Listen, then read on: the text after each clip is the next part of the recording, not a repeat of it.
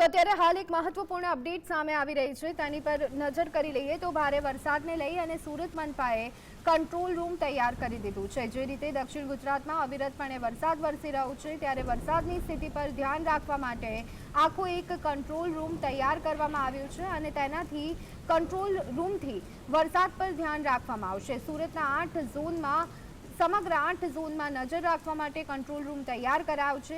ભારે વરસાદને લઈ અને સુરત મનપાએ આખો કંટ્રોલ રૂમ તૈયાર કર્યો છે। જે રીતે દક્ષિણ ગુજરાતમાં અવિરતપણે વરસાદ વરસી રહ્યો છે, ત્યારે અનેક નીચાણવાળા વિસ્તારોમાં જળબંબાકાર જેવી સ્થિતિનું નિર્માણ થયું છે। વાહન ચાલકોને તકલીફ પડી રહી છે, ત્યારે હવે કંટ્રોલ રૂમ તૈયાર કરવામાં આવ્યો છે।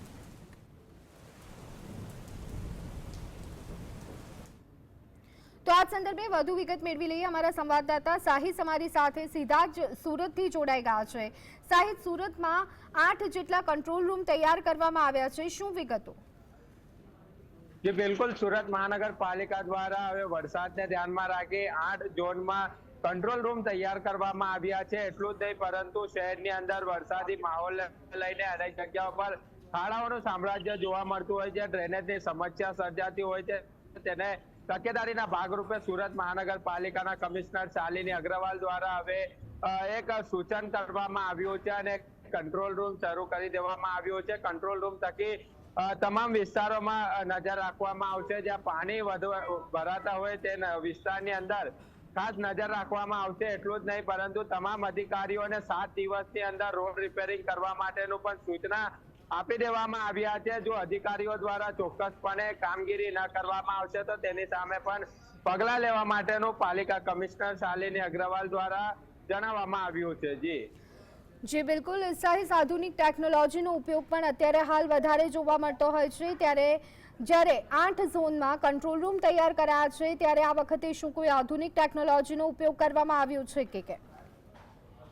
જી બિલકુલ, જે રીતેના ગતરોજ સંકલન બેઠક મળી હતી અને બેઠકની અંદર અનેક મુદ્દાઓ પણ જોવા મળ્યા હતા અને મુદ્દાને ધ્યાનમાં રાખી જે વરસાદી માહોલ સુરત શહેરની અંદર જોવા મળ્યો હતો, પાલિકાની પોલ ખુલી ગઈ હતી અને અનેક જગ્યાઓ પર ખાડાઓનું સામ્રાજ્ય જોવા મળ્યું હતું, પાણી ભરાવાના દ્રશ્યો જોવા મળ્યા હતા અને ત્યારબાદ પાલિકા તંત્ર દ્વારા હવે આધુનિક કંટ્રોલ રૂમ શરૂ કરવામાં આવ્યો છે। કંટ્રોલ રૂમ થકી મહાનગરપાલિકા દ્વારા હવે અલગ અલગ ઝોન વાઇઝ નજર રાખવામાં આવશે। જ્યાં વધારે પાણી ભરાવાની સમસ્યા જે ઝોનમાં સર્જાતી હોય છે, ત્યાં નજીકના ઝોનની અધિકારીઓને સૂચના આપવામાં આવશે અને અધિકારીઓ દ્વારા તાત્કાલિક ડ્રેનેજની સમસ્યા હોય અથવા તો રોડ રસ્તા ખરાબ હોય તેને તાત્કાલિક પૂર્ણ કરવા માટેની સૂચના આપી દેવામાં આવી છે। પરંતુ આ જે સીસીટીવી કંટ્રોલ રૂમ જે છે શરૂ કરવામાં આવ્યા છે, તે અગાઉ પણ કંટ્રોલ રૂમ એ જ હતા અને અત્યારે પણ કંટ્રોલ રૂમ એ જ છે, પરંતુ ચોમાસાને ધ્યાનમાં રાખી અત્યારે ઉપયોગમાં લેવામાં આવી રહ્યા છે કંટ્રોલ રૂમ અને હાલ